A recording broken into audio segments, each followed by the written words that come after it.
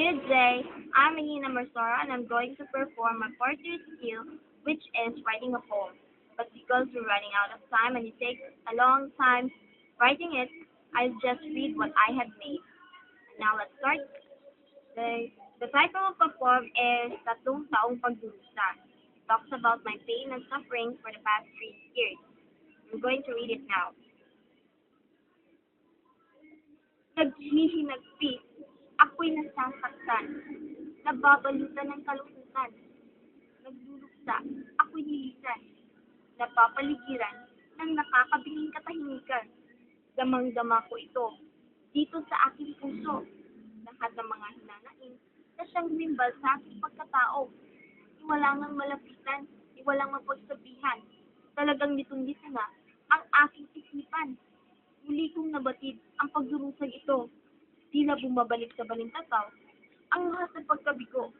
Naramdaman ko na naman ang pagkasipayo na ika'y lumisan at nagpakalayo-layo.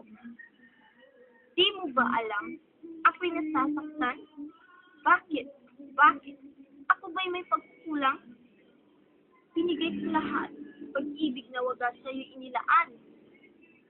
Iwalang ang natira. Iwalang ang hinatian. Ilang taon ba ang lumipas? 1, 2, 3. 3 taon ang ginugol ko upang limutin ang dinanas. Waring isang bilanggong pinipilit na tumakas. Kahit na mahirap, inayang tumayo pagkat di pa ito ang wakas. Ngayon, sabihin mo, ako ba'y may pagkukulang?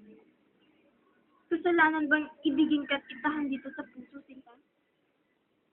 Malibang maramdaman ito at sa'yo'y ipakita? Kung ganon, bakit? Anong dahilan sa iyong biglaang pagkawala? And that ends my poem. Thanks.